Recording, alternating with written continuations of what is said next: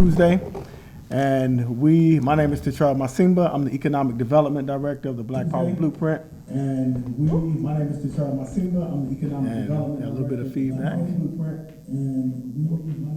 So again, we want to welcome you back. We'll be going shortly to Oakland, California, where we will interview staff members and from Uhuru Furniture and Collectibles.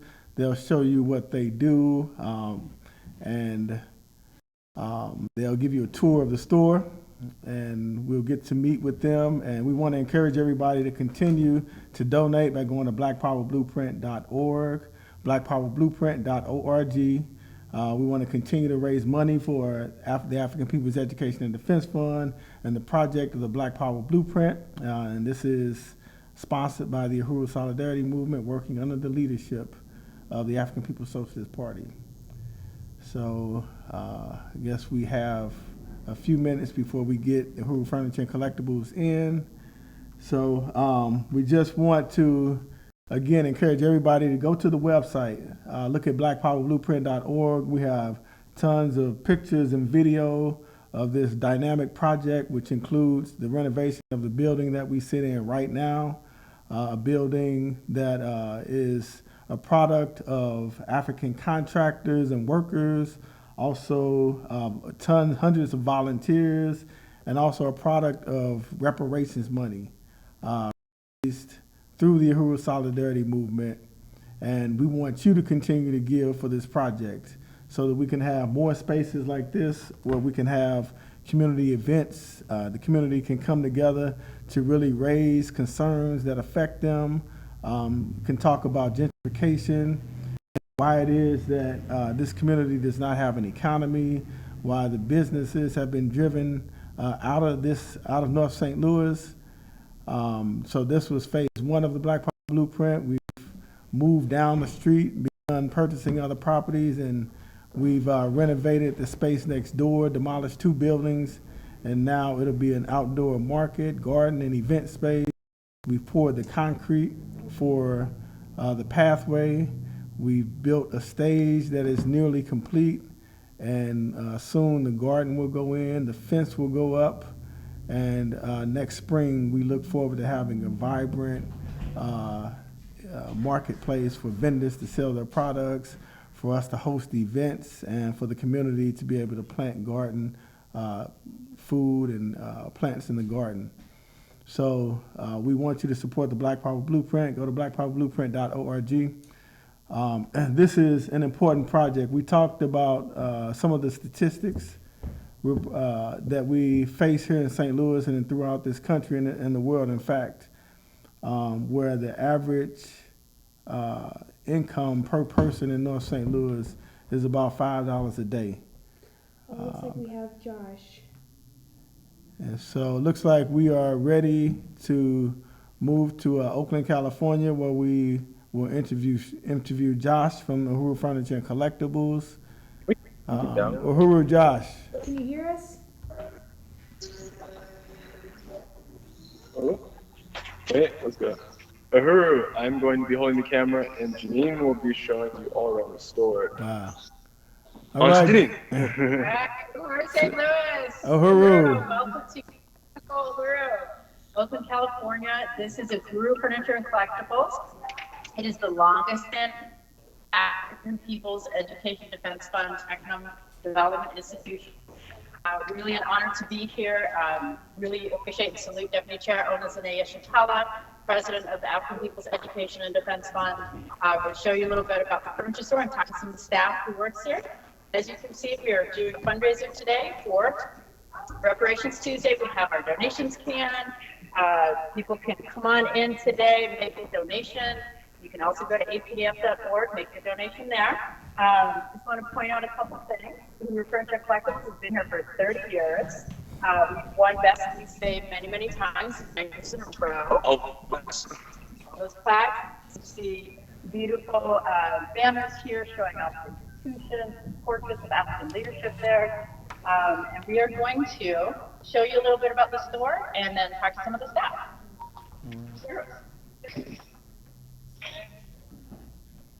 What will we offer in store? We're gonna give you a quick kind of tour of the store as we kind of jump from crew member to crew member.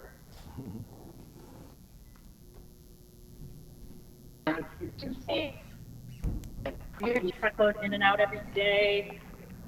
Uhuru, everybody. Okay, over here we have our special gift section. Bye.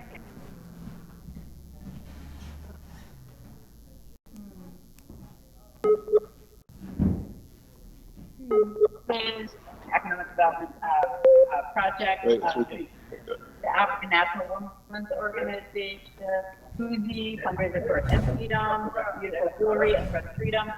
You can purchase upholstered Enzo products such as this table furniture chair. And we are going to have some pillows over here, also part of the Enzo. And we're gonna go find some staff members. Okay, first we got Brian. Hello, I got it. Brian, you've worked here for a really long time. 15 years. Yeah. This is St. Louis. You like South St. Louis? Hello, St. Why Louis. do you love furniture? Uhuru. I'm very proud to be here. We appreciate the opportunity to be on the right side of history as Africans win their liberation. White people everywhere, especially in the United States, absolutely owe reparations to Africans for the oppression that's been inflicted upon them for many, many centuries. Very proud to be here to participate in that fight. Thanks so much. Yeah. All right, so we're going to take a look at our beautiful giant sign here.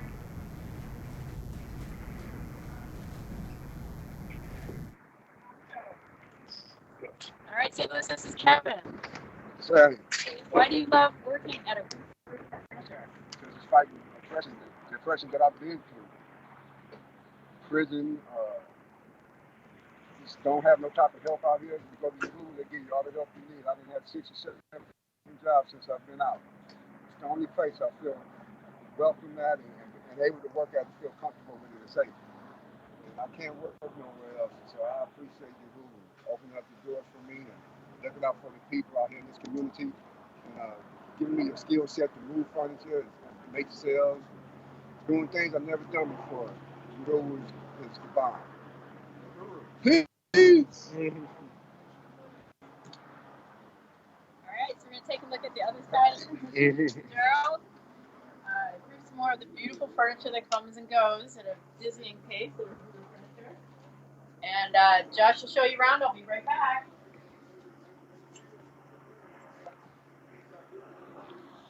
So what's really awesome about working at Uhuru Furniture is that we're able to help contribute to the not only the African community in Oakland, but as well as St. Louis and St. Pete. Right now, our Giving Tuesday is really salient for me and for my family because we come from, to be honest, we come from poverty, so it's not the same. We don't see the mass consumerism as something that's necessarily positive or something that's necessarily helpful for the economy. Rather, Giving Tuesday is giving back to the actual workers, is giving back to the actual people in the area, and giving back to the African people in the community and building the economy and our own economies. Places like Amazon, Walmart exploit workers and paying people minimum wages. Giving Tuesday is really changing the narrative of actual consumerism, is actually changing the narrative of constantly contributing to these corporations where we're actually able to give back to the community. All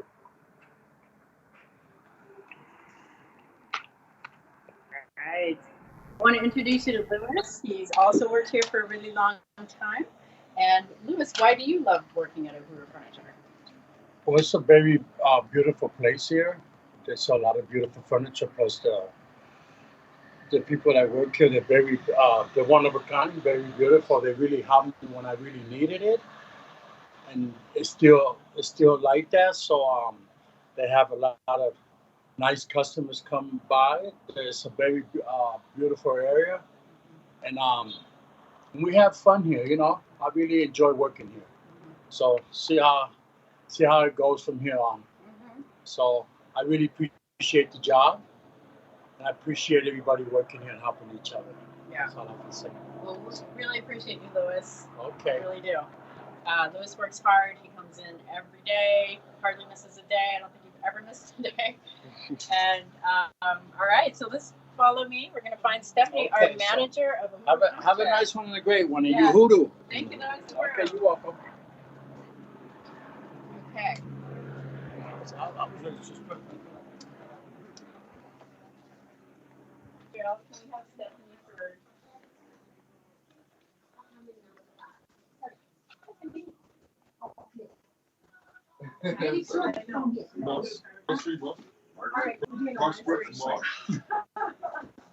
Thank you.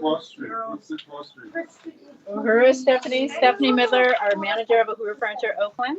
We talked to all the staff that's here today, at least. There's a lot of staff out on the road and doing other things. Yeah. But I just want to, anybody who doesn't know Stephanie, this is Stephanie, manager of Uhuru Furniture. Why do you love Uhuru Furniture? Well, I love APDF, as my shirt says. It's a real honor to work under the leadership of Deputy Chair Onas and Shatella in this historic institution of economic development in the hands of the African working class. As a white person here in Oakland, and I don't know what has been addressed so far, but if you don't know, California by itself as a state has the highest GDP in the nation. It's ranked 5th in terms of GDP in the world, exceeded only by the U.S. as a whole, China, Japan, and Germany, and we actually outpace England. England's GDP is ranked 6th in the world. So this area has so much wealth, and we know that wealth is not. Bye. Thank you so much. That wealth is not in the African community. That wealth is in the white community, and I feel like Uhuru Furniture and Collectibles, as one of the economic development institutions of APDF, is one opportunity, a concrete opportunity that people have to transfer that wealth directly into the hands of the African working class for self-reliance and self-determination programs. And it's just so critical right now when you look around the world and imperialism is in such a crisis, and white people are in a crisis too, because the pedestal, the conditions that we're used to living in, the security and everything that we have is crumbling under our feet. But in fact, it's a positive thing. And I'm just really honored to know the Uhuru movement and have the analysis that crisis of imperialism does not have to be our crisis. And in fact, that crisis is a good thing, because it means that pedestal that's built on the genocide of indigenous people and the slavery and the stolen wealth of African people is crumbling, and that we're actually seeing a new world being built. And I want to be part of that. I unite with reparations. I unite with hashtag Reparations Tuesday, transferring that wealth, that ill-gotten wealth, that we have in the white community, back into the hands of the African working class. And this land that we're standing on here, that is Mexico, that belongs to the indigenous people, needs to go back. So I feel really honored to be here. It's much more than a job, of course. It's reparations in action. And of course, it's an amazing institution. I work with an incredible staff. Josh is behind the camera, Janine, Mark, Brian, Chris, Shanique, George, Kevin. I mean, everybody that works here, the volunteers who are our backbone. It's such an incredible honor. It's a dynamic, wonderful institution. So just a quick plug for people to give this Giving Tuesday to APDF, because your dollar is not going to be put to work harder than with APDF. And also for people to come out and see this institution, participate in it, volunteer, get involved, shop here, donate here. And you can make monetary donations here in the store as well. So just those quick things. I mean, the disparities faced by the African community in Oakland, living 15 years less than white people, having 5 times more likelihood to be unemployed, having 3 times the likelihood of being low birth weight as a baby, which indicates all kinds of other health complications. These are the real disparities that APDF is addressing in Oakland, and that's what we're taking on. So I don't know. That's it. Uhuru. Uhuru. Thank you, Stephanie. Uhuru. And thank you, Josh. And that is Uhuru. And make your donation. Come on down to Uhuru Furniture. Go to apdf.org. Donate to the programs today. And Uhuru to St. Louis. Uhuru! Uhuru! All right, we're back. All right, we're back from Oakland, the Uhuru Furniture and Collectibles. So you get to see all of the institutions that you are supporting through your donations, and you also see the compelling case for white people owing reparations and reversing the exploitation that occurs when the resources are taken out of the African community every day in 1,000 different ways, through tax money, through literally imposing a quarantine on the African community, through pulling black people over every day by the police who ticket us, send us to prison for trivial things just so they can create a whole bureaucracy that pays them and funds their income and their retirement. And so you see the institutions that are put to work and some of the programs that are a consequence of the African People's Education and Defense Fund, the Black Power Blueprint, and through reparations that have been raised. So we say hashtag Reparations Tuesday. We encourage everybody to go to blackpowerblueprint.org to donate. We want Africans to donate as well to fund your own projects. And we are calling on all white people to make a donation as well and to contribute to this call for reparations that's been raised and clearly raised by our movement for nearly 50 years. So I know shortly we will be going to Philadelphia, and we will be visiting Uhuru Furniture and Collectibles there. So we are waiting for that to happen. But we have a furniture store in Oakland, California. Uhuru Furniture and Collectibles also in Philadelphia, Pennsylvania as well. So you get to see these 15 and in some cases 25-year institutions that have been built, and you see the work of APEDF. The furniture stores serve thousands of people, every year who get a chance to not just come in and buy furniture, but to support an economic development program that's designed to bring self-determination to the African community, to address all of the disparities in health, healthcare, education, and economics. We talked a little bit earlier today about the Delmar Divide, where there's a street, Delmar Boulevard in St. Louis, and on one side of the street, you see high-rise buildings, you see expensive coffee shops and cafes, and white people who walk their dogs during all times of the day and sip lattes. And then immediately on the other side of the street, you see dilapidation and despair. Yeah. And right now, because of gentrification, that Delmar Divide is actually being pushed further north as gentrifiers come in and use that dividing line as the basis to determine where to buy rundown properties on one hand, and where the prices are low, but are still next to the gentrified white areas. So this Delmar Divide is actually being pushed further north. And the Black Power Blueprint, the programs and institutions of the African People's Education and Defense Fund are in direct contention to that process. And we say that we have to reverse the flow of extracted resources that come out of the African community, bring them back into the African community. We do it through raising reparations. We do it through economic self-determination programs that you see, furniture stores, you see outdoor marketplaces, you see Halloween events,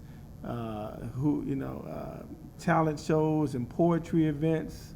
We have Oakland back on the line. And we have Oakland back on the line. So Uhuru from Oakland, I can't see who we have. That's Bakari Olatunji, Siali Moyenda, Uhuru. Uhuru Tachara. All right, so we want to turn it over to you. Can both of you introduce yourselves and give us a walkthrough of what you do and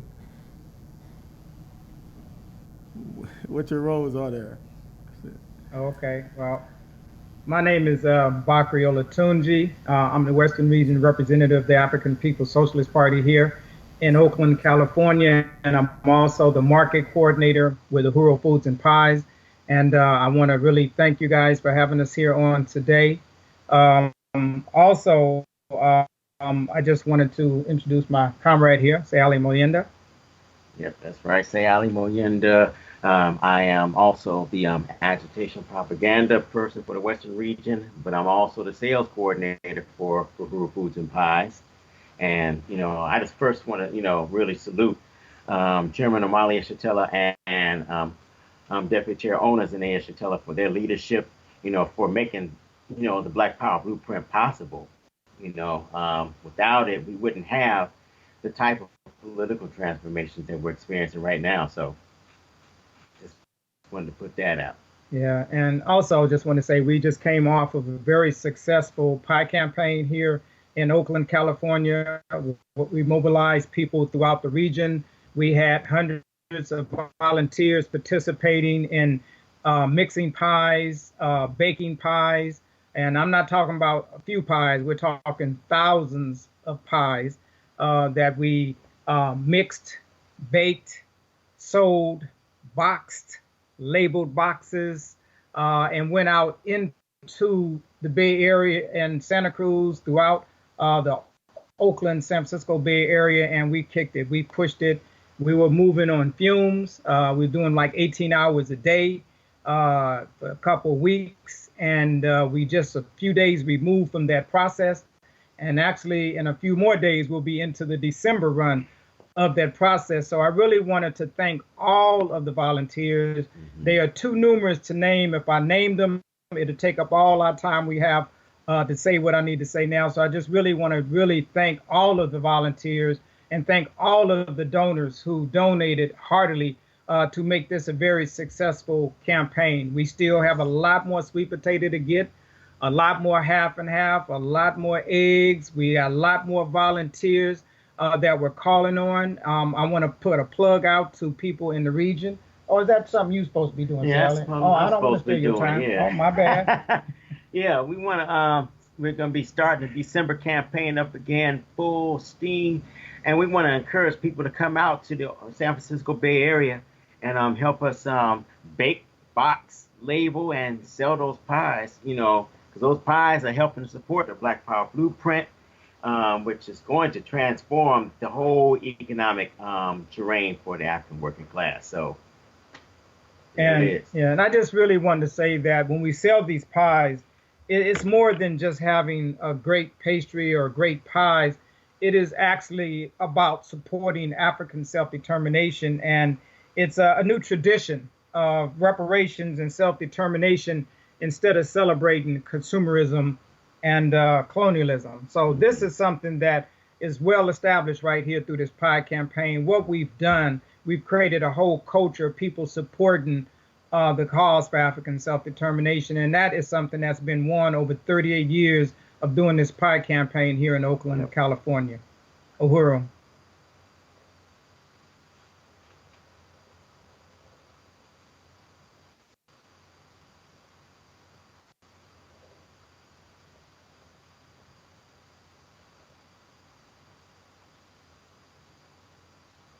Can't hear anything.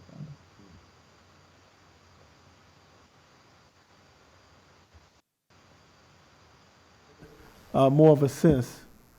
Are you able to hear me? I wasn't until just now. I can hear you now. Okay. Yeah, I was just appreciating you giving us a background or some insight into the significance to African people and to the community of Uhuru Foods and Pies, that it's not just a way to make money, but it supports the Black Power Blueprint. It is an institution that's embedded in the community. So just can you give us a little bit of an understanding, better of an understanding of, what the mission of Uhuru Foods and Pies is beyond just, like you say, baking pastries and some of the history? Well, this is about creating an independent African economy where African people can basically create commerce between African people, not just here in Oakland or in St. Louis, but around the world. We want to have the ability to control what we eat, what we grow, what we produce, what we distribute.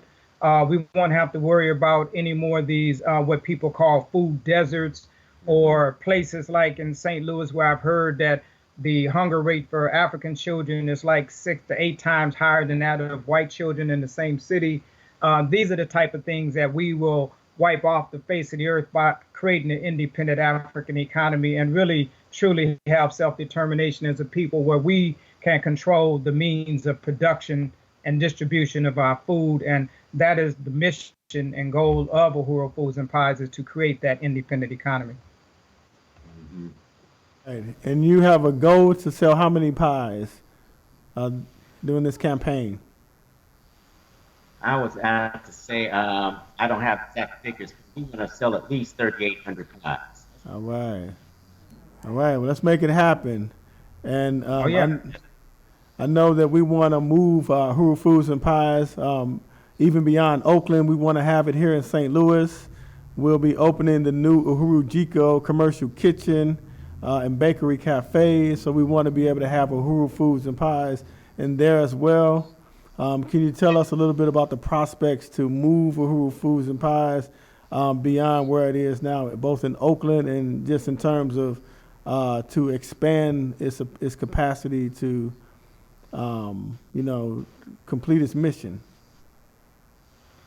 Well, right now we have Uhuru Foods and Pies in Oakland and in St. Petersburg, Florida, where we've had tremendous campaigns every year. And what we're looking forward to with the acquisition of Uhuru Jiko commercial kitchen in St. Louis, and through the Black Power Blueprint project that we got going on there, we will see the opening of this Uhuru Jiko kitchen, where it will be the national headquarters for Uhuru Foods and Pies, and we'll be able to distribute our pies from throughout the country, right there in the Midwest, in the center of the country. So it is a great milestone to look at the Black Power Blueprint project right now, and as you say, to expand it out of St. Petersburg, Florida, out of Oakland, California, headquartered in St. Louis, Missouri, and be able to distribute and grow it regionally throughout the U.S. and beyond. So it's very exciting right now in terms of the prospects of not only what we can do, but what we are doing right now. All right, Uhuru. So we want to appreciate Siali Moyenda and Bakari Olatunji from Uhuru Foods and Pies in Oakland. We appreciate talking to you. We want to encourage everybody to go to blackpowerblueprint.org and donate. We want to raise money for hashtag Reparations Tuesday. We want to support the institutions of the African People's Education and Defense Fund, the programs also of the African People's Education and Defense Fund, of which the Black Power Blueprint is one. I know shortly we're going to go to Philadelphia, and we'll talk to Uhuru Food Furniture and Collectibles in Philadelphia, and you get to see some more of the APEDF institutions and programs. So again, thank you, comrades. Uhuru. Thank you. Uhuru.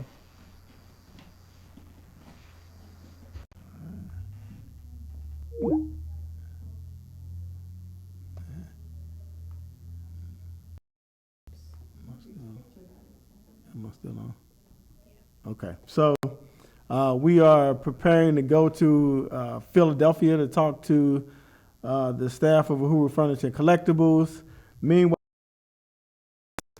want to thank everybody who is with us online and in the audience. We want to say Uhuru to you. We want to appreciate the many donations.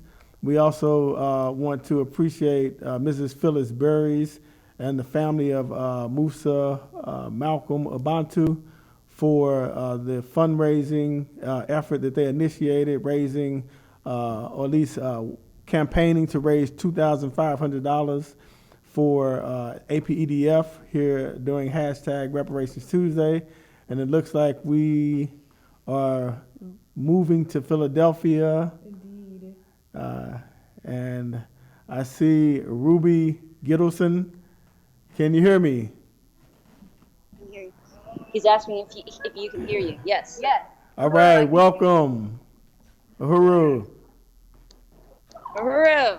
All right, so we're going to turn it over to Ruby Gittleson and the staff and Uhuru Furniture Collectibles in Philadelphia. And I understand you're going to give us a tour.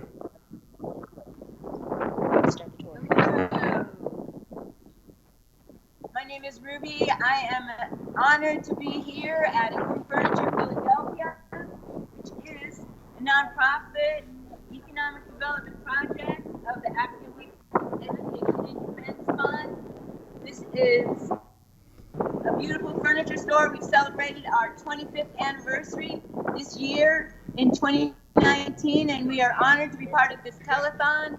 And we are supporting Reparations Tuesday, raising money for the Black Power Blueprint in St. Louis. And I'm here with Renee Nassar from the African People Solidarity Committee. So welcome, everybody.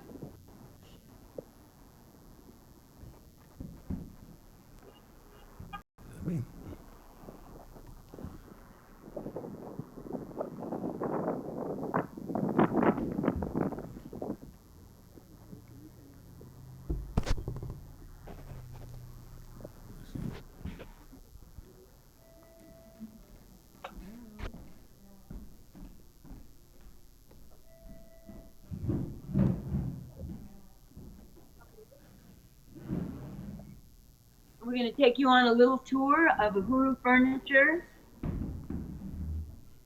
here in Philadelphia.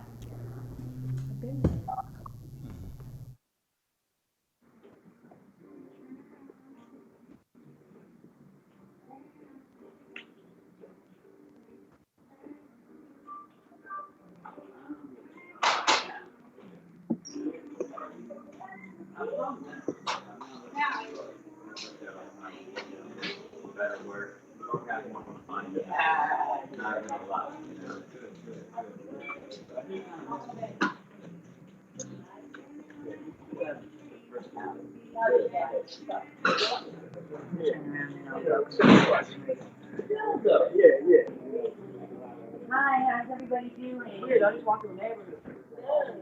Welcome to Uhuru Furniture. Our sale is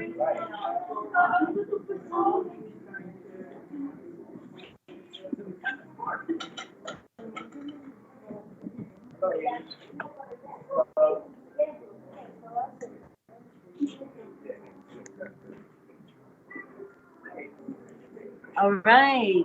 So we want to introduce you to some of our staff.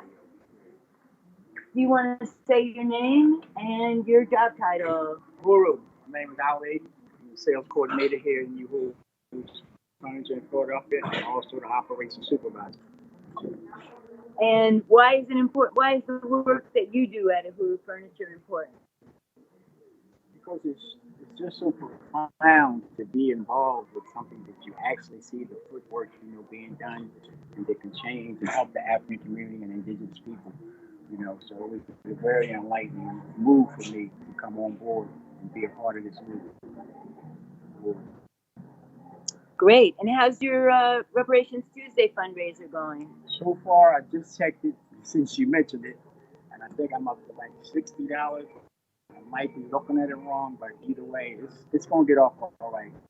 You know what I mean? Because I just say I hit all my friends and family on Facebook, and I'm sure I get some definite positive response. Thank you, Ali.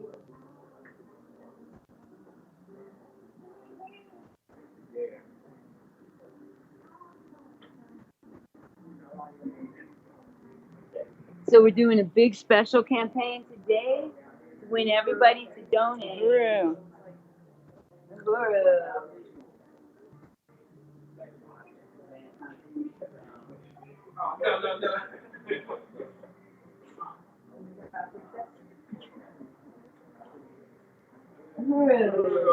You want to say your name and your job title at Uhuru Furniture? My name is Jamal. I have a few job titles. I do operations, I do sales, I do trucks sometimes. Excellent. And why is it important to you to work here? It's important to me to work here because I like what's going on. I like what the job is for. I like what the Uhuru is about. And I like helping people. I love putting smiles on my face other than my own. Uhuru. How's it going on raising funds and donations? Well, actually, I just put $2.20 in the jar maybe 2 minutes ago. So it's going well. We can get coming in. We have a goal. We try to reach our goal, and hopefully we will reach our goal. Great. Excellent. Okay. Okay, and this is our Enzo section where we have the beautiful hand-painted furniture with the African design. We have the beautiful handmade pillows, and we have products from many aspects of the Uhuru movement, including we have the Uzi wrist candy, we have the waist beads from Zenzele Consignment, we have other beautiful jewelry.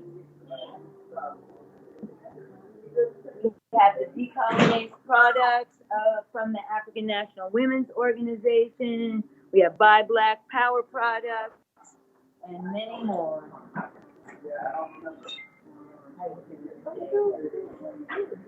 Good. We're just doing a little film about supporting Uhuru furniture. And would you like to say why you like this outfit? Okay. That's a good cue.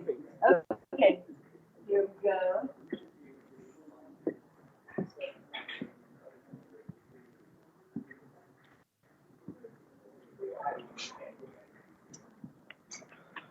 Nice.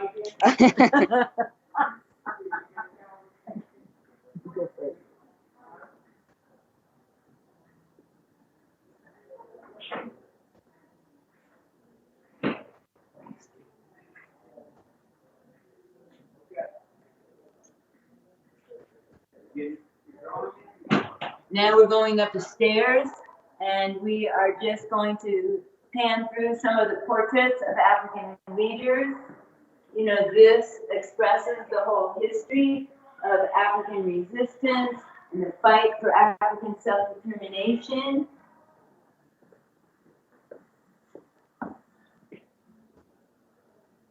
We're going up to the second floor. Here.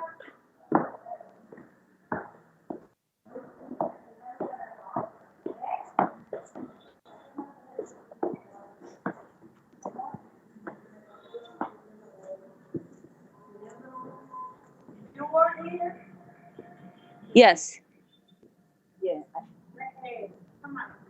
I'm going to call somebody. We're going to call one of the salespeople to help you. We'll call them in 1 minute, okay?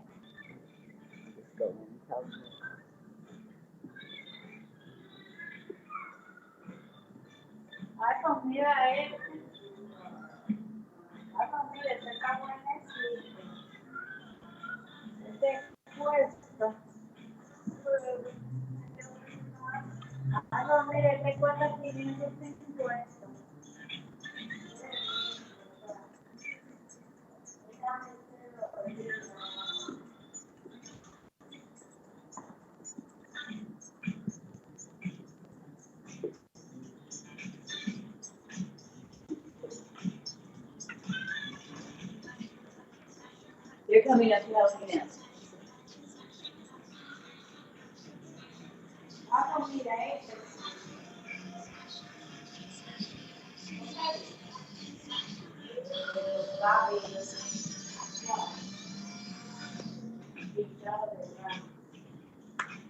Hello, ladies.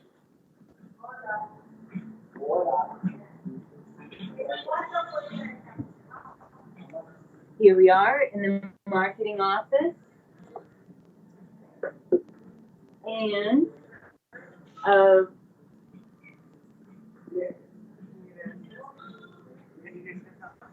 yeah, would you like to introduce yourself and say what your job title is? Yes. Hello, everyone. My name is Konta, and I'm the promotions coordinator at Uhuru Furniture. Great. And can you say why it's important to you to do the work that you do here at Uhuru Furniture?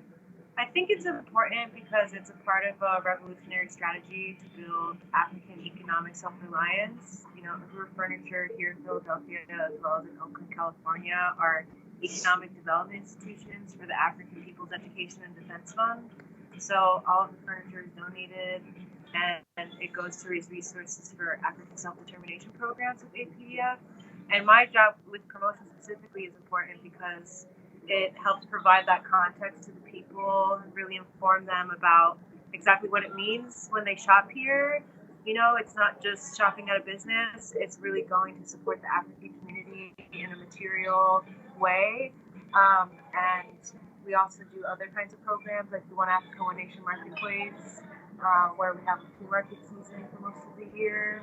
And we have other kinds of like community-based events, like the political education series called the Uhuru Talks that's happening during the off-season, and other volunteer projects like the MLK Day event and volunteer project that's coming up in January next year. Great, Uhuru. And how is your Reparations Tuesday fundraiser going?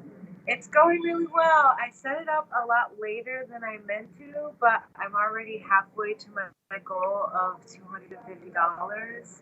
So I definitely want to increase it to at least 500 because I know the Black Power Blueprint project in St. Louis needs all of the resources it can get, especially with building like the stage and really getting the outdoor marketplace ready for the warmer months. And so it can be, a really strong economic hub for the African community in the north side of St. Louis. Uhuru. All right. Uhuru.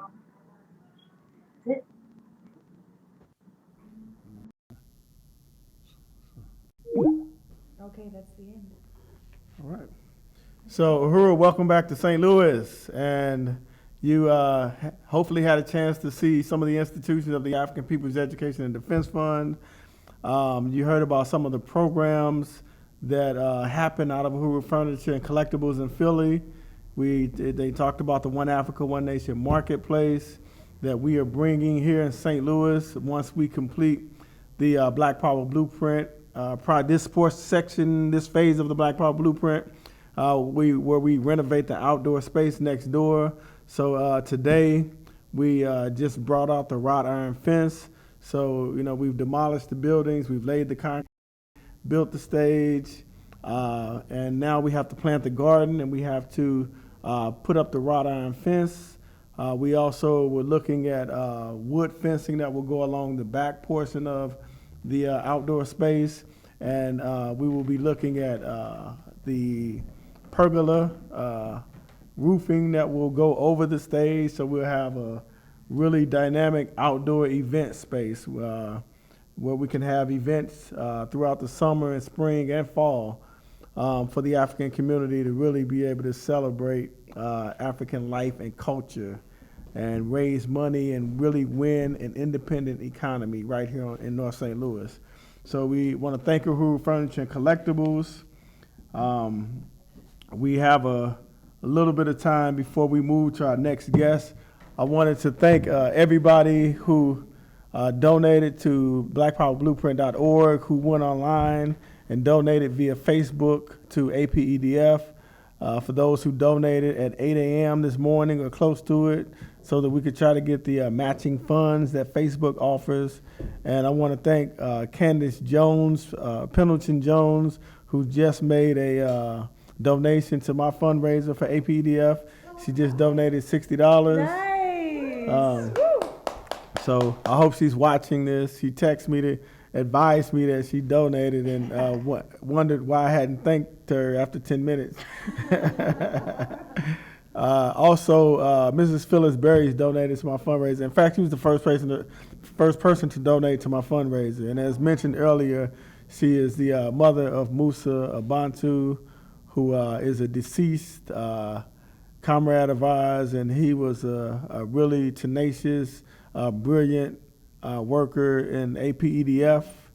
And his mother just started a fundraiser for $2,500 to donate to APEDF. So we would like for people to support that if you're on Facebook.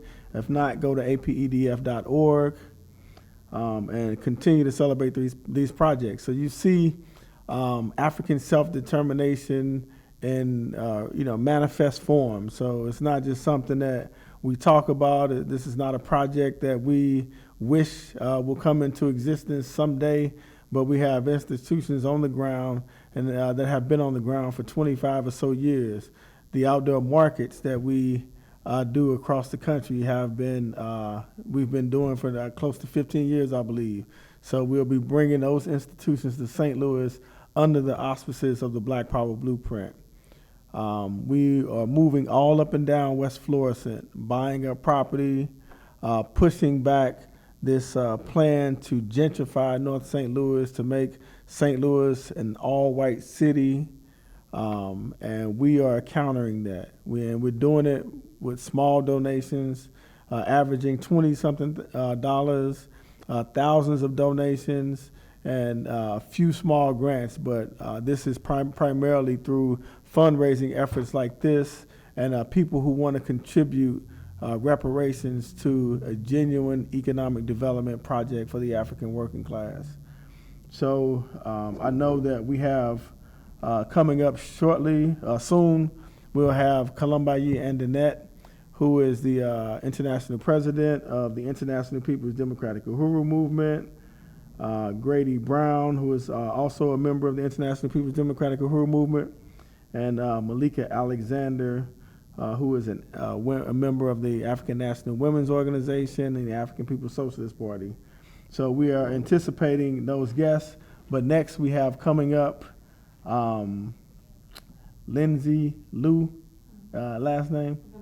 Vinarsik, and Chairwoman Penny Hess of the African People's Solidarity Committee. Want to welcome you. Uhuru.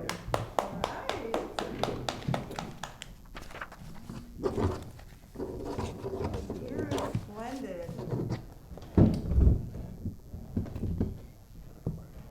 Say another chair.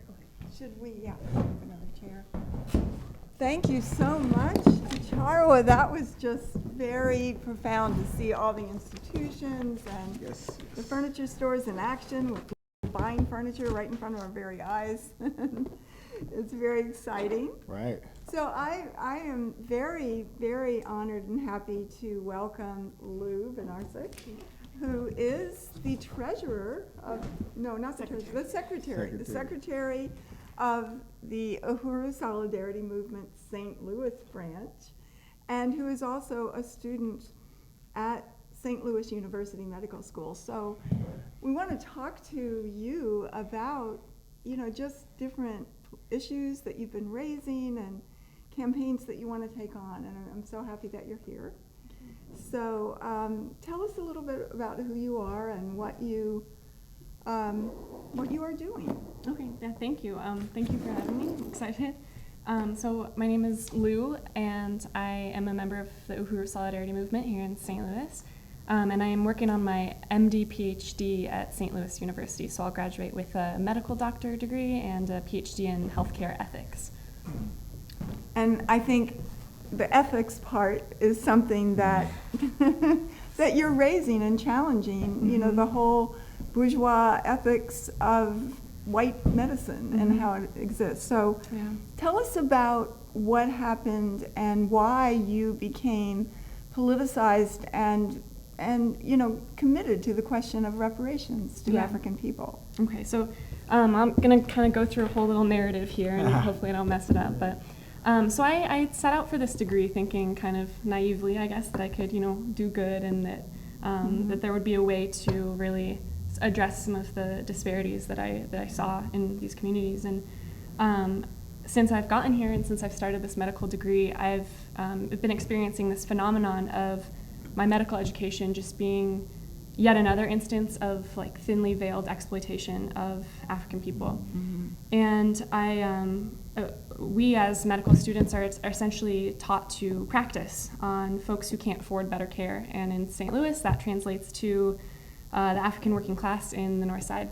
So this exploitation is often justified by the care that we're providing being free through a student-run free clinic or a safety net hospital.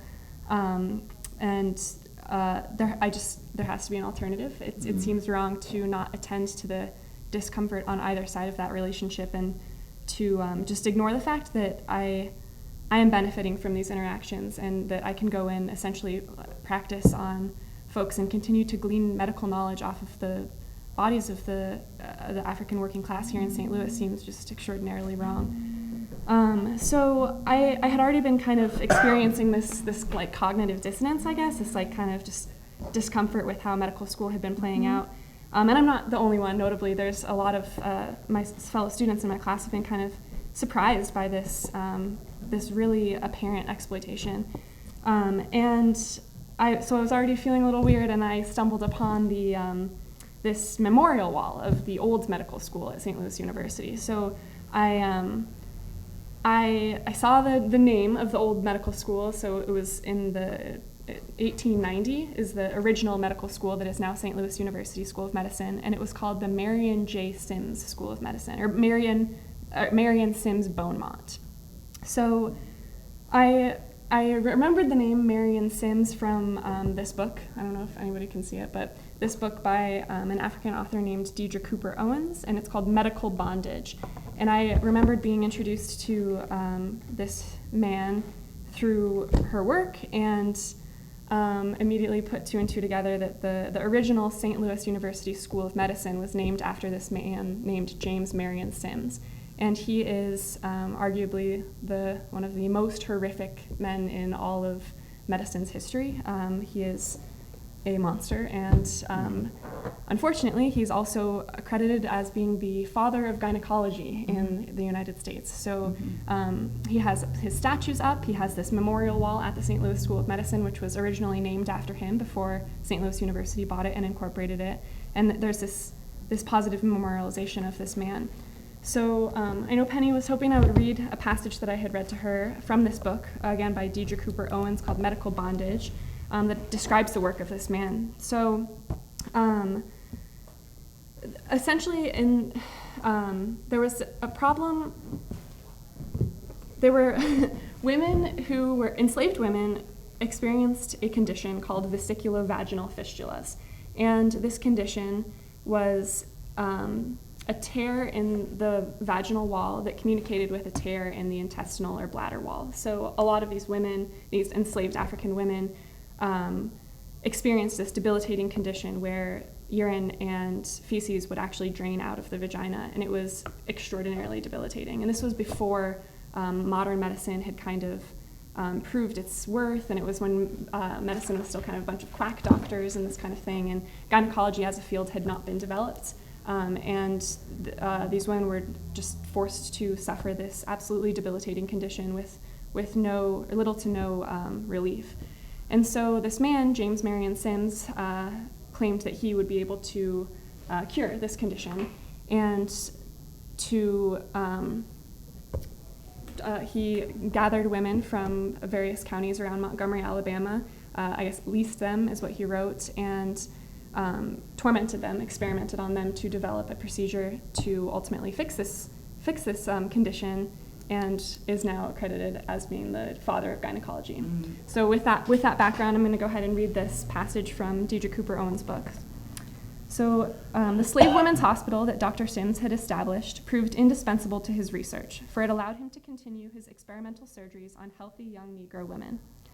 When, after 2 years, he had failed to cure any of these patients, however, Sims lost the support of the local white community, which included not only white residents who had observed his public surgeries, but also the young white medical apprentices who had assisted him at the start of his experimental trials. One of the latter was Nathan Bozeman, who later achieved fame in gynecological circles and criticized Sims' surgical methods for obstetrical fistulae. After his white apprentices quit, Sims elected to train his enslaved patients to work as surgical nurses. The peculiarities of slavery meant that these women, all slaves whom Sims owned or had leased, would be trained as skilled medical workers, yet they would still have to labor as domestic and agricultural slave workers. It was a heavy double burden. Their situation illustrates the convoluted nature of 19th century medicine in matters of race, class, gender, and status. To more fully grasp the nuances of modern American gynecology's origins and expansion, one must consider the lived experiences of some of its first patients, enslaved women. Sims' patients suffered from a debilitating condition that, according to his description, made them, quote, unfit for the work bondwomen were to perform. Additionally, some of these women were forced to live far from their friends and family for the duration of the experiment. They raised children without the presence of fathers and nursed babies while also healing the scars they bore as experimental patients. And they did so even under the fog of post-surgery opiates that kept them dehydrated, constipated, and bound to their beds for at least 2 weeks while their bladders and vaginas healed. The women provided labor in the fields and inside the slave hospital that Sims had built for them. He created a rotational work and healing shift for his slave patients. While some women recuperated from surgery, the others labored on his slave farm, in his home, and in the hospital. After 5 years of medical experimentation, Dr. Sims performed his 30th surgery on Anarcha, one of the women, and successfully repaired her fistula, closing it permanently with silver sutures, his improvement on John Peter Mattauer's lead sutures. Sims repeated the technique on his other vesiculovaginal fistula patients and cured them all of the condition. They could now return to their former homes healed and hopefully be reunited with their family and friends. From their slave master's perspective, they had retained their value as breeding women, who also now possessed a skill that could increase their owner's wealth, for they could possibly work as nurses who had trained under a renowned surgeon. Uhuru. That is very, it is just so profound, first of all, to know one more example of absolute torture that, this system is born on, and that is replicated, like you said, in every aspect of life, including what's called medicine and healing in this country. And to look at the reality that, first of all, that white people, white men and white people overall, cared about the African women because African women were supposed to breed as a form of reproducing more enslaved African people. And so therefore, if they had the inability to reproduce or had problems in that way, then this is why they were being experimented on. Right. It would be, it's really horrible to think about, and that, and that also that one of the main causes for this condition is child sexual abuse, is rape of girls, and that's what rips that membrane.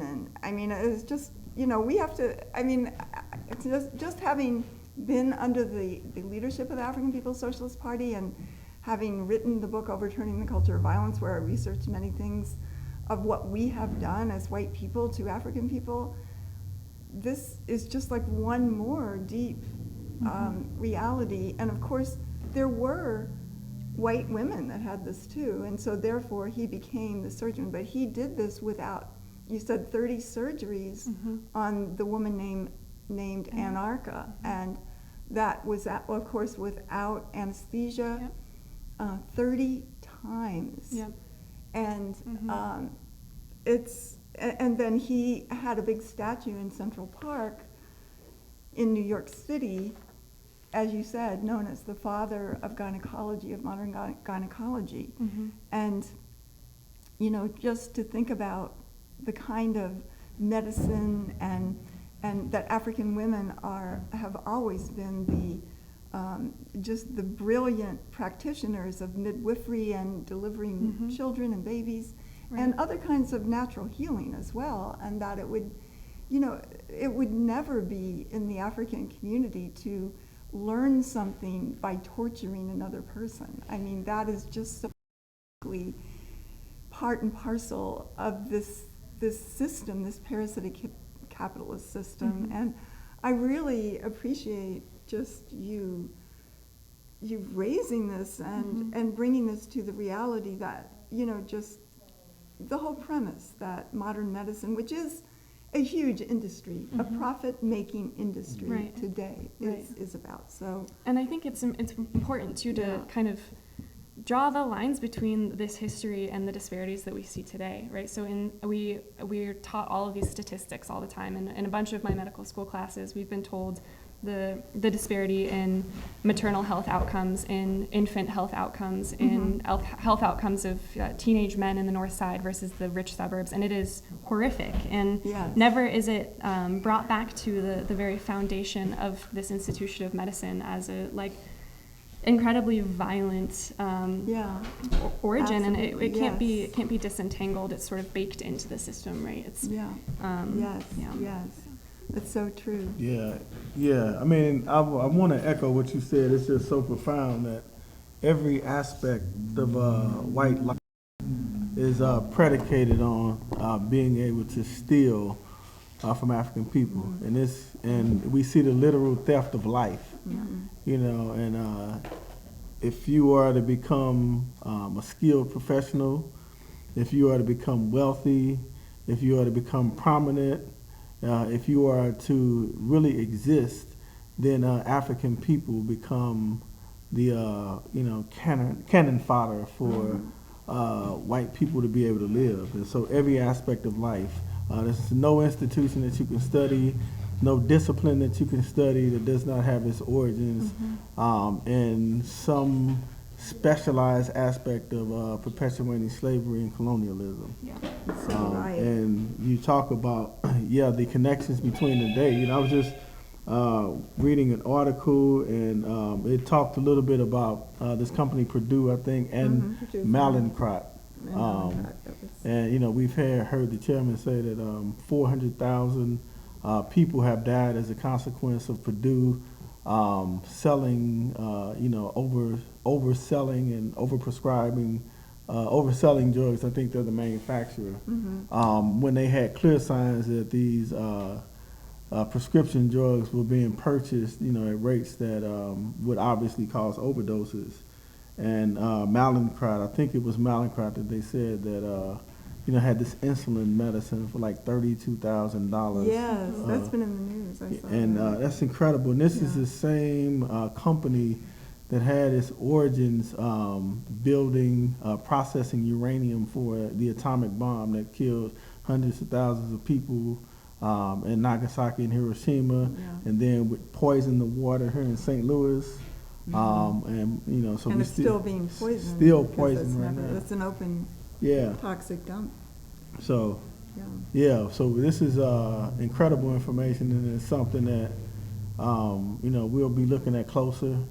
And I just appreciate the insight. Thank you. Talk about reparations and owed, and I think that also I've heard Chairman O'Malley Shatella remark on this as well, that because there's a book called Medical Apartheid, and that shows many different ways that medicine and drug companies experimented on African people, including, of course, the Tuskegee, what they call the Tuskegee study or whatever it was, where they, where they gave African men, anyway, I think they gave African men syphilis, and it, affected the entire community, and just one more way. And all of the people in prison, Africans in prison, whose skin, there's a book called Acres of Skin, where Johnson & Johnson experimented on African people's skin to create these lotions and different things that they did. Just so many examples. And I know that you often hear about how the Nazis experimented on Jews. And I mean, of course that's true, but the thing is that nobody talks about what has, this medical and everything that the U.S. has done to African people over and over and over again. You can just take this city alone, like you said, Pruitt-Igoe, where they blew down toxic chemicals on public housing, and where there's nuclear waste sitting around here. And affecting Ferguson and the African community. I mean, this is really important, really important. I really salute you. We want to thank you for for coming on, and we didn't get a chance to talk about the enslaving history of St. Louis University and the African communities that they pushed out, including the Mill Creek Valley community, so that they can build campuses and institutions. But we want to thank you very much. Thank you. I appreciate you coming on. Really appreciate you, and I know we'll be doing more with this and really exposing this. I really appreciate your courage and just your ethics, your genuine revolutionary ethics. I'm really excited by the opportunity to be led by members of the African working class with this. I mean, as they propose a creative and informed, genuine way to kind of move forward with the prevention of this continued oppression. I mean, any solution that we come up with in bourgeois academia is fatally flawed. So I'm excited by the possibility of being led by the folks who are actually experiencing this oppression, and we'll have beautiful, informed critiques of this institution as a result. That's right. That's right. All right. All right, well, unity through Reparations. All right, so next we want to call up our next guest, who I'm excited and thrilled to talk to. And this is Columbayi Andernet, who is the international president of the International People's Democratic Uhuru Movement and the chair of the NGA committee, which is, the formal name is the Power to the People Community Coalition. All right, so welcome. Uhuru. Yeah, and before we get into it too much, we want to tell people, we just heard this very compelling story about how African people were experimented on during slavery, so that medical doctors can provide medical solutions for white people, and African people were experimented on in these horrific ways. And we want to tell people reparations is old. Reparations is old. There's no area in the entire social system where white people didn't behave as oppressors, and didn't exploit and brutally impose themselves on African people. And we see it still today, and all the disparities that we see is a consequence of the same social system. So we say reparations, we say hashtag Reparations Tuesday. We want to tell people it's important that you donate to the programs of APEDF and the Black Power Blueprint. Go to blackpowerblueprint.org and make your donation. We have to fight gentrification, and we have to push back a social system that rests on the backs of black people everywhere. So we want to first just open it up for you to talk about who you are, how you met the movement, and let's start there. Yes. Uhuru. Well, first and foremost, I just really want to express my deepest appreciation for the Black Power Blueprint. It has been truly amazing to be a part of this amazing campaign, and I learned so much that would go with me for the rest of my life, like really feeling like, you're not just, history is not just happening to you, but you actually involved in making history, something that, my kids and their kids will talk about, what I actually got to put my hands and hear and participate and see with the Black Power Blueprint. So I want to just really salute every single person that have donated to make this possible. I want to appreciate Deputy Chair Onizane Yeshatela for leading this process, Chachara on the grounds, and Chairwoman Penny Hess, and every single person that played any kind of role in the steering committee of the Black Power Blueprint. So I just really want to salute everybody for that. And so, how I met the movement, I was a resident in, can I pause? Just to say, well, okay, I have racing thoughts. Yeah, I do that. So I met the movement because I lived in Ferguson doing Mike Brown, the resistance of Ferguson. As we all know, the Africans have been murdered by the police before Mike Brown and after Mike Brown. But the significance of what happened August 9th was the rebellion. Africans resisting and fighting back. And so I was a resident of Ferguson when that happened, and I was worked in the church, and I was an evangelist over the youth department at my church. And so I was equipped with nothing but the Bible, how I understood the world and seen the world. And I can't even explain to you how frustrating it was and how limited I felt like I was. And I always wanted to do something for my community, or be a part of something larger than myself, because of the pain that I had experienced in my life with losing 2 brothers at a very early age, when I was in high school. And so I was frustrated, and I had seen so many different community leaders that had came to St. Louis, and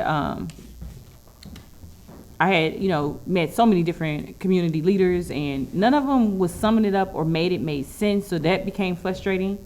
And one great day, I went to this march, and And it was a really whack march. I almost left because they wouldn't let me hold up my sign.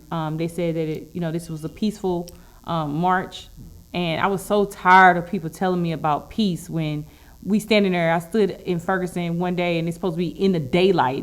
This is peaceful. And then an African woman that's pregnant that's standing near me gets shot, in the eye. So don't you tell me that I can't hold up. The least I should have came out here with something else to protect myself. And all I have is a sign, and that's not peaceful. So, but for some reason I was drawn to this African man that I didn't know at the time that was chairman of Mali Yeshatella. He looked very militant and strong, and he was looking very frustrated with the march as well. So I was curious about who he was. So I kind of followed him because I was like, he seemed like he about that life, and I'm really looking for answers. I'm really looking to do something, and so Chairman started talking about colonialism, and I never heard that word. And he started talking about how we can't be African Americans, we have to be African, one Africa, one nation. He's saying all these things.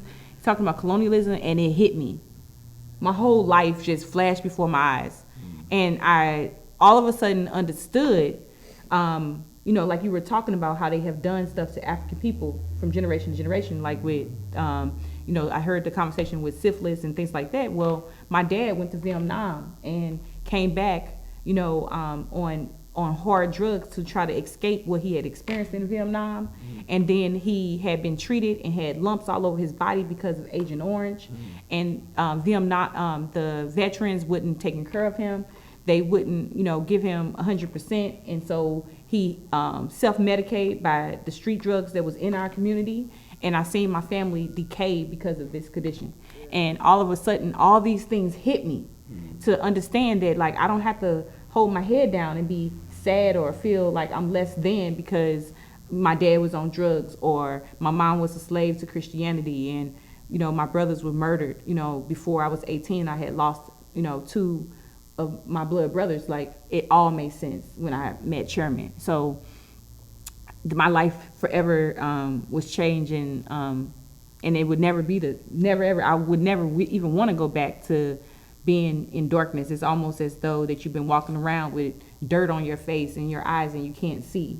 And then finally somebody come with a towel and, wipe your lenses, and now you're like, whoa, you know what I'm saying? It hit you like you see the world clearly, through the lenses of African internationalists. So I really want to appreciate my leadership, Chairman, and his dedication to African people, and him coming to Ferguson because he knew he had to be here and sum up what was, what we were facing. Yeah. Thank you. That's a profound story, but it's real, and we are appreciative of the fact that you were able to hear that message.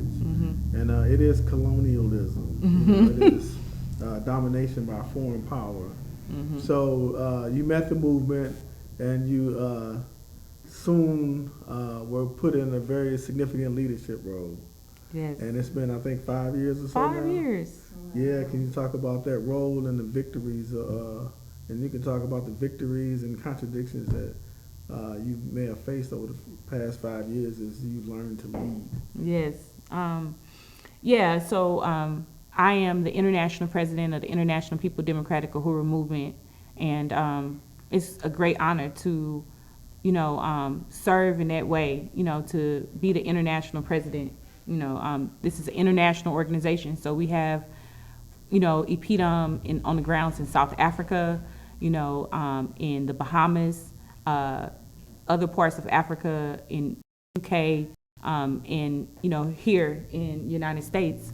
And I am, I have assumed the responsibility to lead that work.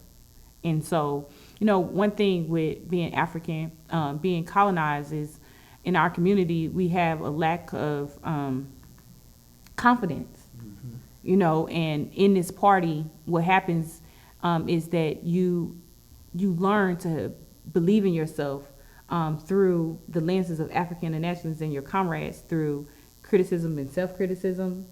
It has been an amazing process to develop because I didn't always have confidence in myself to be able to lead something or to think that I could be the international president, like somebody from Walnut Park, you know what I'm saying, that was very unstable, at times didn't even have a bank account, you know, gonna lead, you know, the African nation, like lead the mass organization, you know, like send somebody else, you know what I'm saying, why me? And, you know, I just really appreciate Chairman for having a foresight to know that the African working class can and must lead, and not, you know, and as an African woman, because African women, you know, we are told that we have to be submissive. I come from the church where it's beat in your brain that you have to be submissive, that we can't even stand in the pulpit, you know, that, you know, somebody always is speaking for us. And this movement says that African women must lead, and it's so important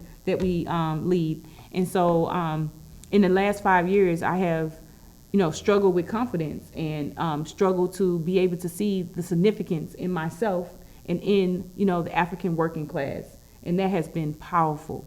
You know what I'm saying? It has broke me, you know, to be a beautiful revolutionary today, you know what I'm saying, in the process of breaking all those colonial thoughts, as I like to say, killing the Becky inside my head, you know, really going to war, you know what I'm saying? Yeah, could I interrupt real quick? I remember you said I have this little Becky inside my head, and my job is to wake up every day and kill her. Every day. Yeah.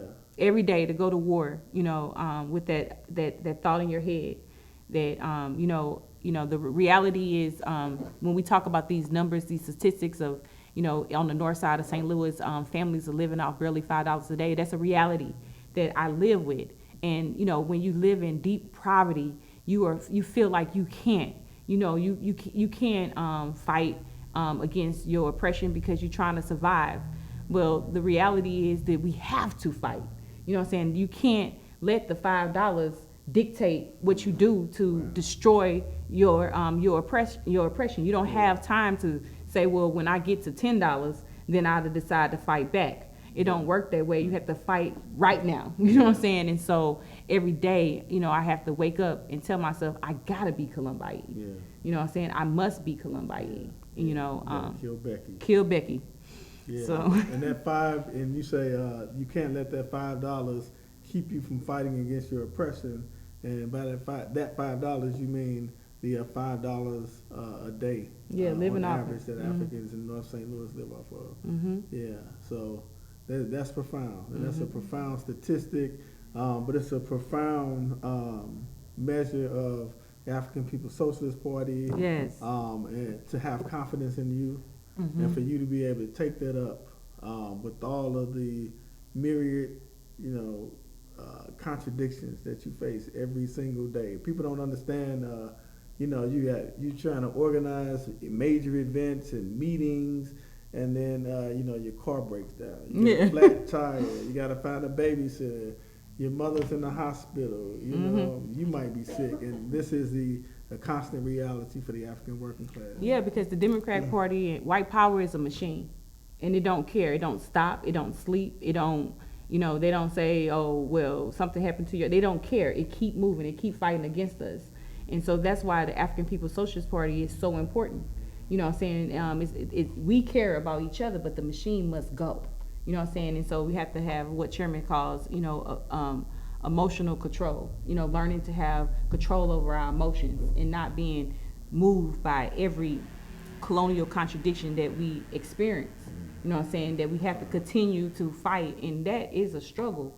But I appreciate my comrades, because when they remind me, like, yo, we got to do this work. You know what I'm saying? Columbine, not Becky. Yeah, we need, and I just really profound. I would say that, you know, in 5 years, I have so much appreciation for this party. I truly do. And then, you know, in this 5 years, I have been able to, you know, lead and participate in so many amazing campaigns like African Short Genocide. Shortly after Mike Brown died, you know, Chairman said that Africans have to understand. The party have always did work around reparations, and the party did work before Mike Brown around genocide, and saying that it's so important that every household must understand the word genocide. So I had to, what is genocide? I had to, so when I looked at this document, I said, I mean, how is these people even not even saying that this is genocide? And so, we led this charge of, winning Africans all over the world to sign this petition around African shore genocide and the encampment tour. And I got to participate in the Black grand jury. Oh my God, it was so amazing. Talking about organizing, everything that we do has a to what end. Participating in everything. We don't just have a program just to have a program to talk about our struggle, which some people have became professional people to talk about this. Yeah. But it's a to what end? Right. We have the Black grand jury. We went to participate to actually see what a jury does, what happened, what didn't happen, and then they made a decision, to indict Darren Wilson on charges against Mike Brown. But beyond that, what happened is we connected the dots that this didn't start or end with Mike Brown, that this colonial contradiction is what it is, and we understood that they could have had arrested Darren Wilson if they wanted to. They decided, the whole white world decided to not indict him and to make him a billionaire. And so just in the last 5 years, I have really, and it was just 2 campaigns that I could go on and on, with the, participating with the Black Power Blueprint coming on the grounds in St. Louis, looking at Chairman Political Report to the plenary where he lays out what needs to happen. And then like 1 year later, boom, we have an Uhuru House where it's have like no ground. And then like now it's a beautiful hall, across the street, everything. I mean, it's just transforming this community right before my eyes in like light year. I mean, just quick, what I'm saying? Like organizations that have been on the grounds here in St. Louis for years have not been able to accomplish what the Black Power Blueprint has done, in this last year. So it's just incredible. Yeah, we didn't get a windfall of money to do it. It was practical, committed organizers on the ground making it happen. So we also have another member of the International People's Democratic Uhuru Movement that we want to invite up. And you can stay. Okay. We just want to bring him in too. And this is Grady Brown. Can you join us? My comrade. It's a tough act to follow after my leadership. So where are we? So, both of you can give input, but tell us a little bit about Impedum today, some of the programs that Impedum is waging today, and some of the struggles being waged and led by Impedum. Uhuru, everyone. My name is Comrade Grady Brown, and I'm glad, Comrade, some of the struggles that we have waged. One of the struggles that we have waged has been dear to my heart because I initially became involved with it is the Key 28 campaign.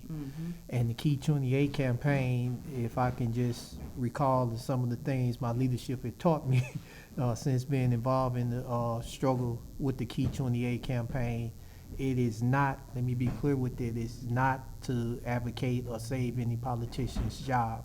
It is about saving the 28 wards.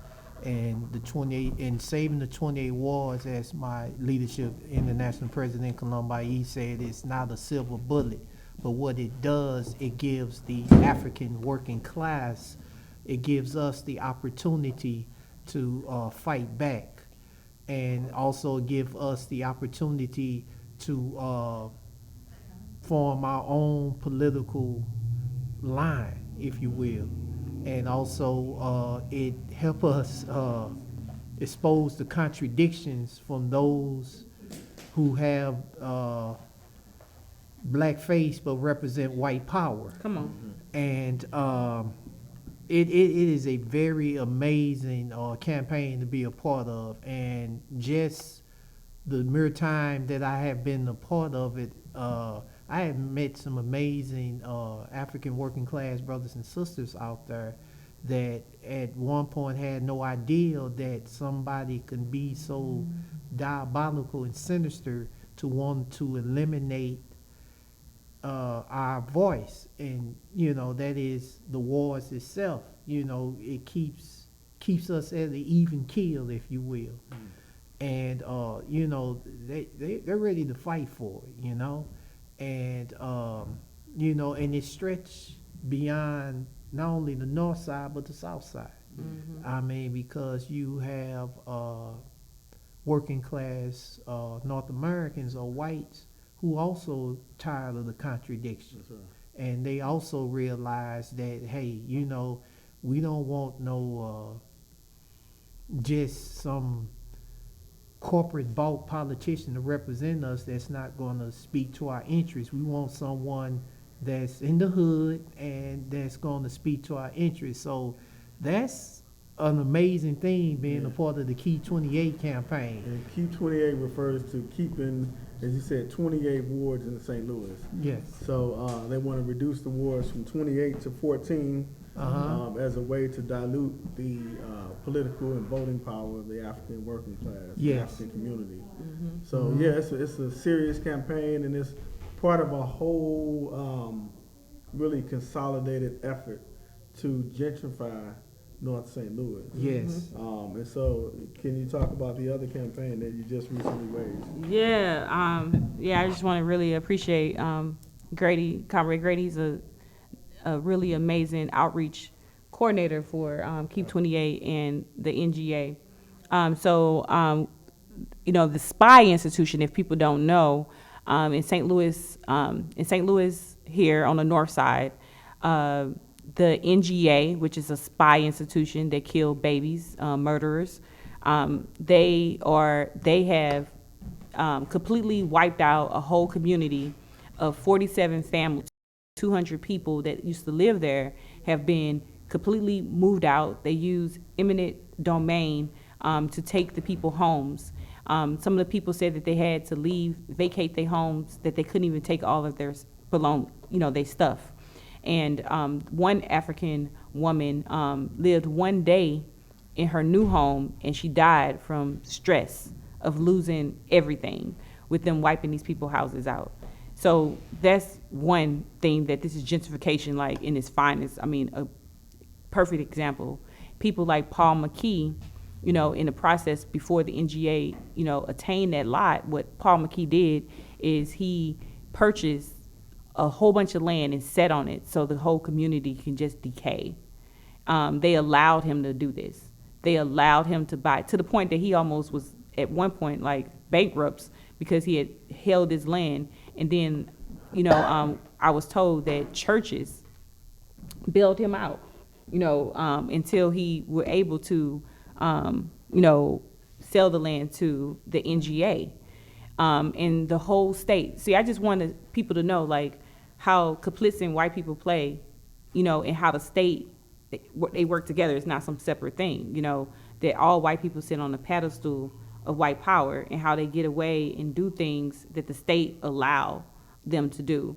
And Paul is an example of so many other people. And so, you know, politicians, even ones that look like us, like my comrade was saying, that, you know, that's why this campaign for Keep 28 is so important, and this is all part of the plot, is because the NGA being on the north side means that they need somewhere to live. So they want to cut these wards so big developers can decide how, where they live and push Africans out. So even right now, we have had people come to our rallies and say that they've been getting letters. They have, you know, white people coming in their community, taking pictures of their home. They're getting letters to, you know, sell their property, and their property has dropped tremendously right now. So they can buy the house for a little or nothing. And then if you do so happen to keep your house, you still face to lose your house, because when the NGA come, the property value will raise so high that you can't afford to pay the taxes on your home no more. So then you know, they could push you out that way. And then also, Chichara, you know, one thing that they were saying is that this was economic development. They were telling the people that this was economic development to the black community.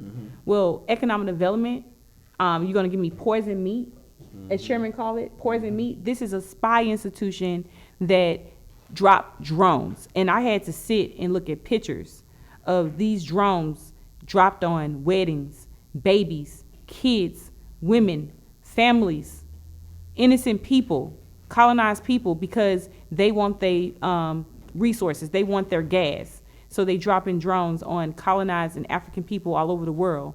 And this spy institution is going to be right here on the north side of St. Louis. And we're saying hell no to the NGA because when they want to attack, when they want their stuff back, because colonized people all over the world is saying, I'm fighting back.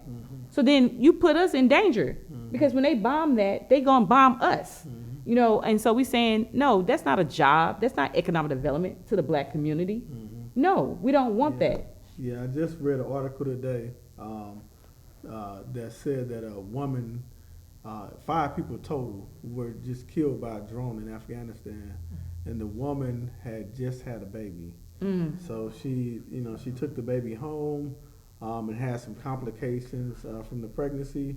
So she took a cab back to the hospital or to a clinic, and the cab got bombed by a drone. Cab driver died. There was a total of 5 people in the cab, and the baby was not in the cab, but this new 25-year-old woman, you know, just had a baby, was murdered by a drone. So that's the reality that we see with this NGA.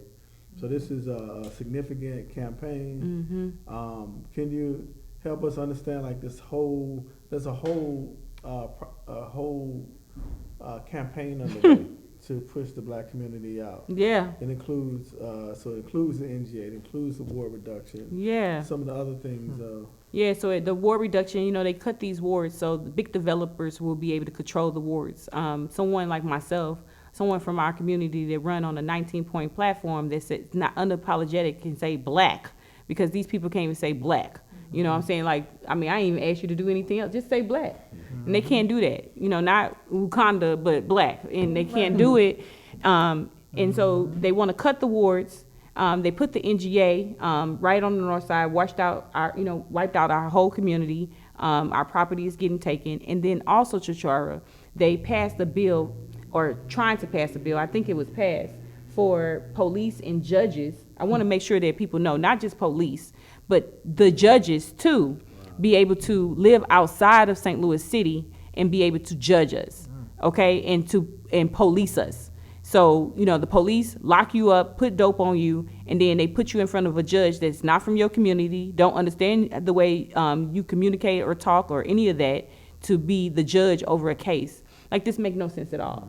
You know what I'm saying? But it do make sense, though. It makes sense for white power. It makes sense for the plot that they have to gentrify and push us out of our community and kill us, and to continue to genocide, you know, against the African community. And then also they have this thing where, and the mayor is behind all this. This is part of her whole plot of when she was an alderperson. She put forth all these plans in motion, and then she took the seat of the mayor, and now she's in a position of power to push everything that she was pushing when she was an alderperson.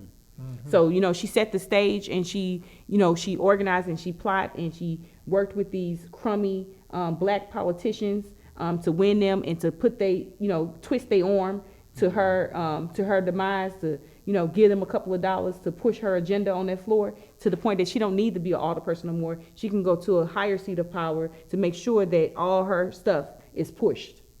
And we've seen that because the black politicians couldn't come together to save these wards. And, so the city-county merge. So Africans really majority live on the north side of St. Louis and North County. So as North County, they dumped dope in our community. They took out any way of economic development in our community. All of our schools got shut down because they had this DSEG program and demonized our community, our kids, our young people. And then our families wanted something more. So they thought, let's go to North County. So they moved to North County, but poverty moved with them. And so now what they want to do is to merge, to to bring it all together where we are, for us to be dispersed and not moving like that with each other. So they want to merge the city and the county. Wow. Yeah, they're also trying to privatize the airport. Yes. I understand. Yeah. And that's because they want to be able to control, the means of trade. The airport, what comes in, the riverfront, the Mississippi River, to control that. So how, everything that comes in and out. The whole thing stinks because this is capitalism in its finest. Absolutely. And Impedum has been on the front line here in St. Louis and across the world. It's an international organization. You are the international president. This is a new NGA. This No Way NGA, or Say No to the NGA campaign. It's a new campaign. No to the NGA, no genocide, no gentrification. All right. Yes. Right. So we looking at the time. We have another guest that we want to bring up. We want to thank both of you. Thank you. I appreciate you for coming. We want to encourage people that it's not let people know it's not enough to hear these horrific stories, which are necessary. You know, so we talk about the Black Power Blueprint, and we talk about some of these horrific stories, but we have to make a commitment to be a part of changing that reality.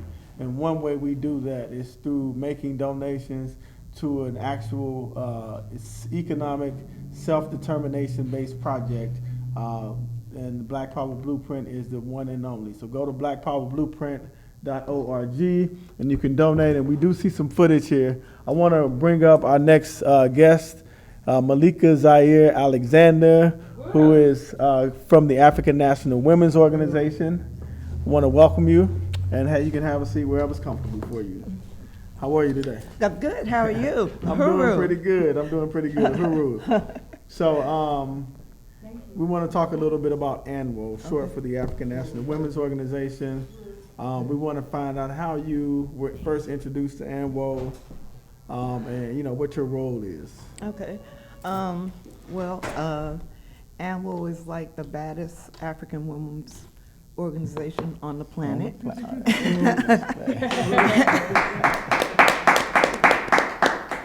And the way that I was introduced to it, I came to an event right here at Aquaba Hall, and I met the deputy chair, and she directed me to ANWO. And I can honestly say that when I found ANWO, I found myself. Oh, wow. Why is that?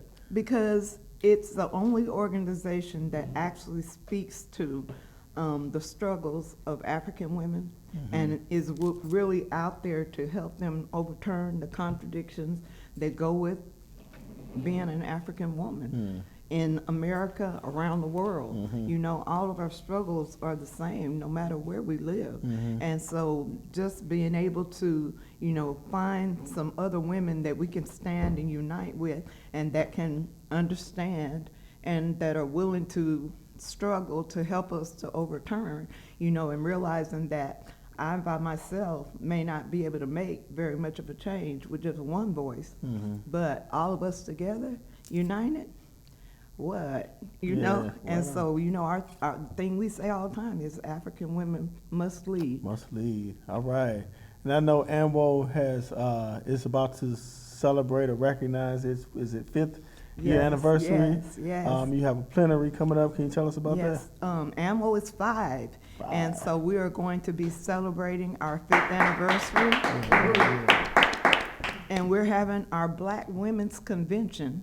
It's going to be in Philadelphia, Pennsylvania. It's going to be March the 27th through the 29th, and it's going to be off the chain.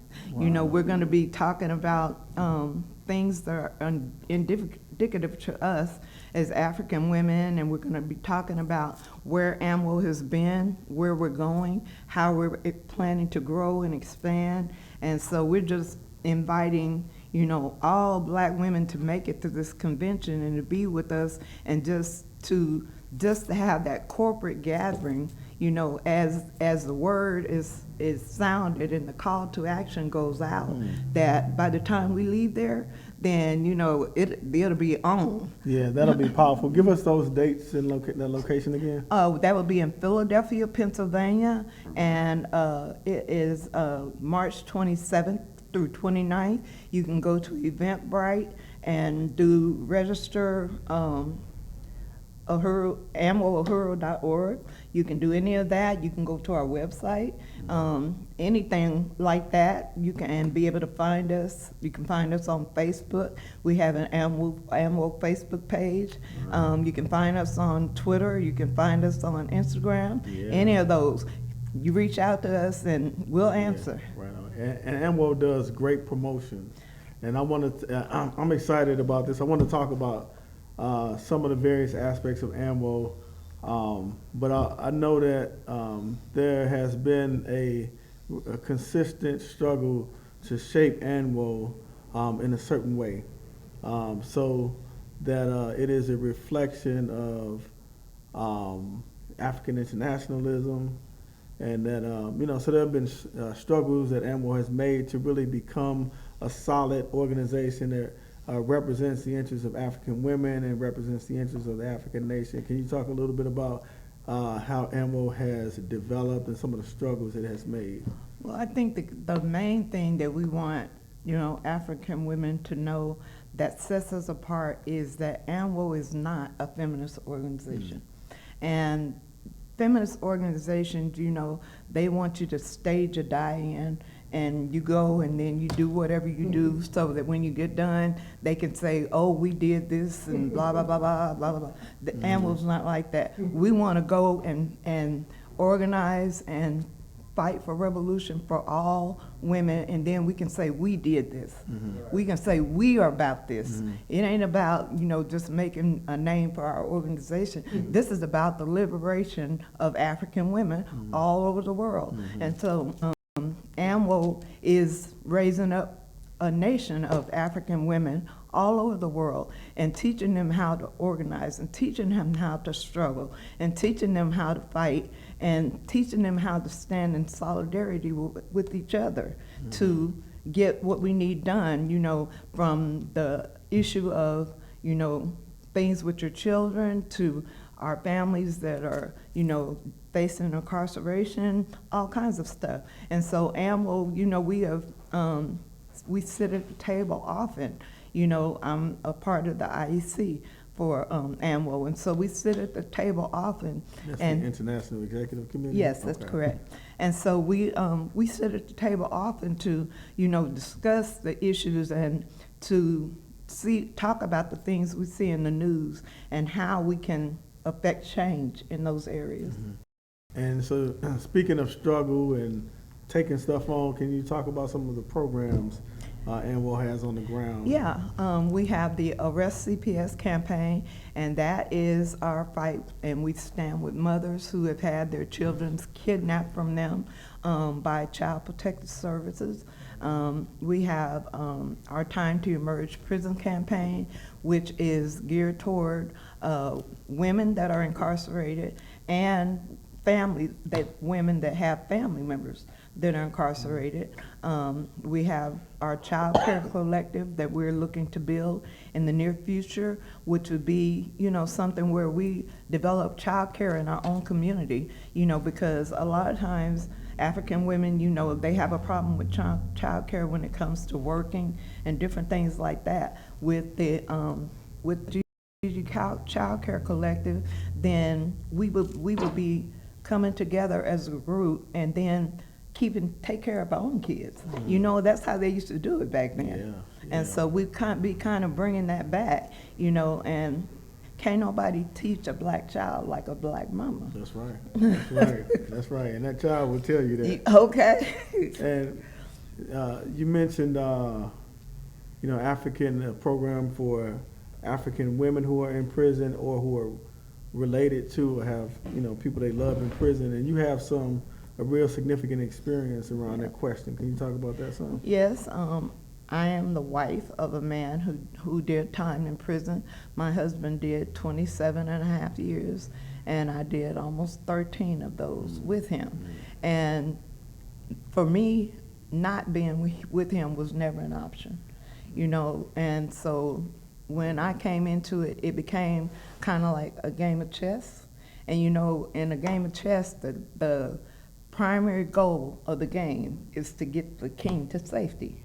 And so when I saw it like that, but the thing that changed my life was that looking at it like a game of chess, I realized the queen was the baddest piece on the board. They say that, and actually in chess they say that the king is the most important, but the queen is the most powerful. That's right, now, because I'm not united with that, but the reason for that is she's the only piece that can move all over the board. Yeah. She can move any direction. And in my experience with that, then I found out that I had to be able to use the power that I had as his wife and as an African woman to stand up for different things that we encountered while he was in there, you know. And so, and I soon realized that I wasn't doing it just for me, you know, because there were thousands of women that I looked at all through that experience that were going through the same thing. And so the fight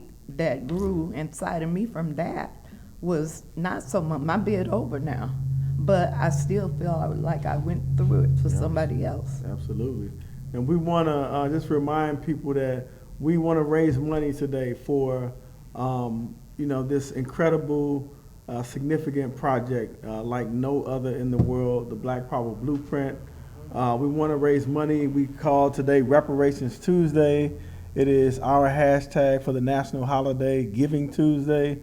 And as we talk about all of these issues, so we're talking to ANWO now, the African National Women's Organization. We talk to the International People's Democratic Uhuru Movement. We see all of these horrific forms of exploitation that African people face. But we also see the struggle that we are waging to overturn those conditions. And the Black Power Blueprint is a significant on-the-ground economic development project that is struggling for and bringing actual self-determination for Black people. We want to remind people to go to blackpowerblueprint.org to make a donation, blackpowerblueprint.org. So we have just a little more time, Malika, and can you tell us about Decolonize? Yes, Decolonize is the economic development project of the ANWO, and it is products that are made, you know, they're all natural and they are handmade. And there we go. And it's empty almost. Yeah, but this is like the best product in the world. You know, it works for your skin, it works for your hair, all of that. And so this is one of the products that I promise if you ever would buy this, you will never buy anything else. And it men too? Yes, okay. men and women. Okay. And like I said, you know, it's made for us, by us, you know. And so it is part of our economic development piece. And so, I mean, it's I have not met anybody that tried it that was not totally sold on it and did not, you know, just want to, you know. And we've even had Europeans that like it too. Oh wow! And I see here it says, "The blacker the berry." Yeah, you know the story. The sweeter the juice. You better act like you know. Now, yeah, and it was we didn't plan to have this here, but we actually use this product. I haven't used it yet, but it was here because we actually have our engineer here who apparently uses Decolonize a lot. So it is a real. That's a real testament to how effective this product is. So I want to open it up. Smell it. Oh wow! Wow, and I see it. That's it's half gone. It is. No, it's 9/10 of the way gone. Order 2 more on Black Friday. It's significant. So we appreciate your participation, and we want to just get behind ANWO. So can you tell people how they can get a hold to you or ANWO? Yes, you can find us on the web at anwohuru.org, and or you can, you know, reach out. If you reach out through the Blueprint, I'm right here in St. Louis, and you can get to us like that. But as I said, we are on Facebook.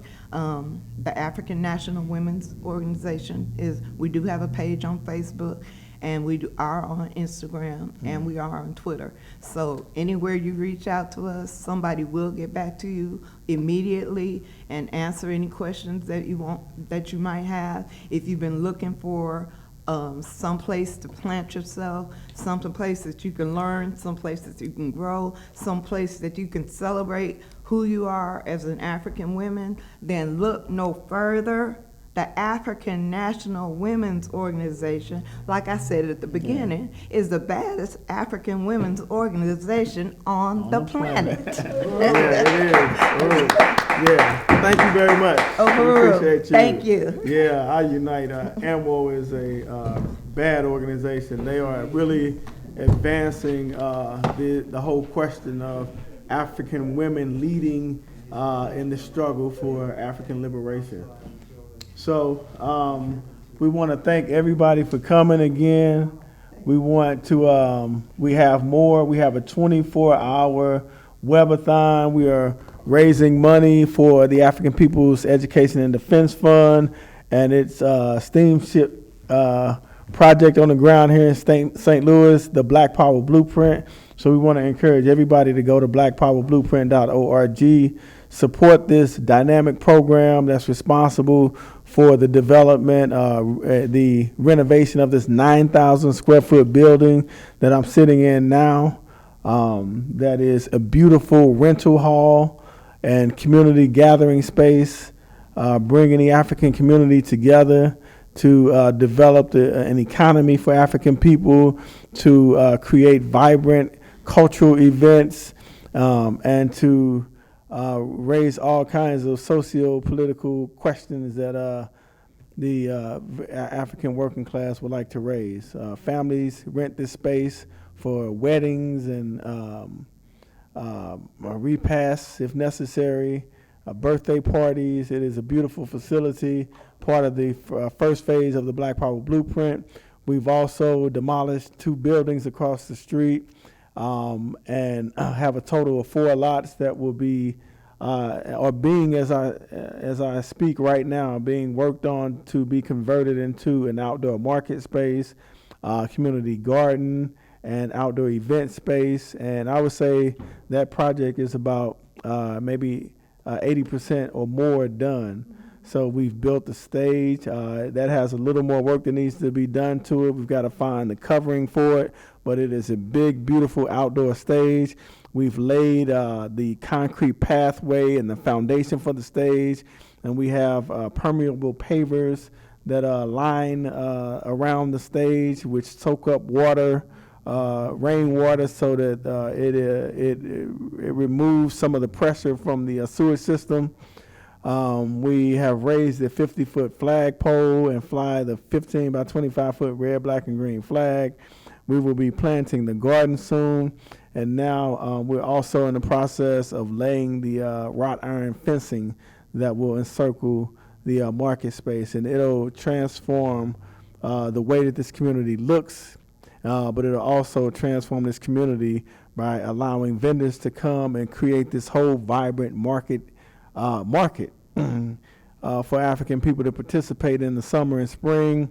It'll also be the home of cultural events that will take place as we utilize the space there and the big, beautiful stage that we have. So the Black Power Blueprint, you can find out more at blackpowerblueprint.org. So I know we have to move forward, and we are. Okay, so I'm going to cut the stream for a few minutes, and then, or we're going to cut it. I don't know how long, but we're going to move to St. Petersburg, Florida, and we will be interviewing Akile Anai, and we'll also she'll be being interviewed by Jesse Neville of the Uhuru Solidarity Movement, and then a special guest you cannot miss, Chairman Omali Yeshitela, Chairman of the African People's Socialist Party. You have to be on to be a part of this presentation, and also none other than Deputy Chair Onazane Yeshitela. You have to stick around for that. So check us out on blackpowerblueprint.org, and we're going to move to St. Petersburg, Florida. And again, thank you from the Uhuru House in St. Louis, Missouri. Uhuru.